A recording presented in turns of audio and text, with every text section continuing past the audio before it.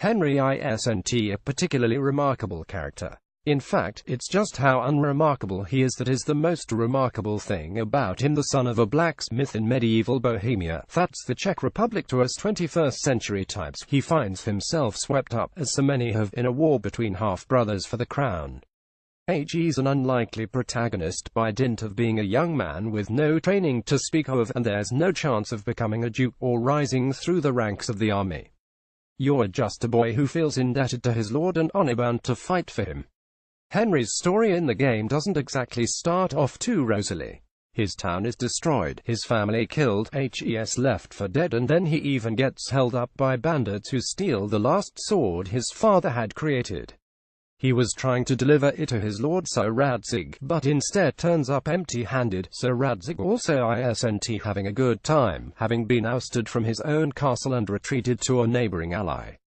It's no wonder that Henry's insistence on trying to retrieve the sword sees him being called foolhardy, but maybe this naive fool can be useful, so it's off to training with a sword and training with a bow. Playing with a first-person view, sword combat has a degree of common ground with that seen in For Honor, as you shift between 5 directional stances and jabbing to try and find an opening in your opponent's guard to try and counter the stance and incoming blows. Simply guarding and automatically parrying is also a possibility, but a drain on your stamina, which is all important in winning a fight, while hitting parry at the right time can open them up to a flurry of attacks. It's a deep and fascinating system, and one that's not difficult to comprehend, but definitely tricky to master. Picking up a bow and arrow is a more challenging prospect initially, as you have no crosshairs and no real way to steady your aim. It's no wonder that my attempted shots were all wayward as I tried to figure out the point at which I should aim, how much the arrows will drop, and so on. A challenge against a cocky nobleman who mocked my archery skills didn't exactly go my way, but I made up for it by showing him up with the sword. A large part of the appeal to the game is that Warhorse Studios are set on creating an RPG that leans towards realism more than most medieval fantasies would. The world works on its schedule regardless of what you do, so reporting for training can only happen at certain times of day, and while you can let time skip forwards until the next day, your rest and nourishment meters drain. Even simple leveling up is done on a per-skill basis, where sword fighting improves sword fighting, talking to people can improve your persuasiveness, and so on. The important thing is to know when and where they can twist reality and bend the truth.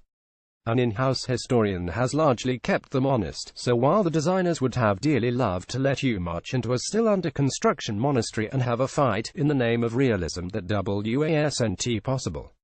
Instead they've spun it so that Henry joins the monastery under an assumed name to try and root out a wanted criminal. Here he'll have to follow the daily routine of the monks, from praying and singing hymns to learning to read, while also trying to figure out which of the other new acolytes is there under false pretenses.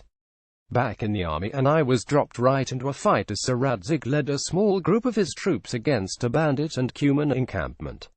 If there's one point of potential concern, it's for the scope of the game to result in a lack of Polish. The battle can be altered by so many factors depending on your actions prior to the attack. You could find lots of information out about the enemy, sabotage them by poisoning the water supply, burn down a wooden set of stairs and barricades, and so on. However, it did feel a bit stilted as the soldiers move from one clear section to the next, to the point of forming up just a few meters apart and then entering into a messy melee. While there's nuance to fighting one-on-one, a lot of that is lost when you can happily skirt round the edges of the fight, preying on exposed flanks. It's certainly a valid tactic, and one that's probably for the best if you'd like to keep your skin, but the relatively cautious combat system may be isn't the best suited to this kind of mass fighting. There's a general chaos to the melee, even if you try to take a back seat, and it's easy to find yourself caught out by archers that you didn't spot deciding to target you. Though I was only able to catch a few glimpses of different parts of the game, it's great to see the game finally coming together after several years of development. Warhorse Studios have really grown dramatically to try and achieve the scope of what they want to accomplish. A hugely ambitious, gorgeous medieval RPG with its boots firmly planted in reality. Kingdom Come Deliverance is one to keep an eye on for the start of 2018.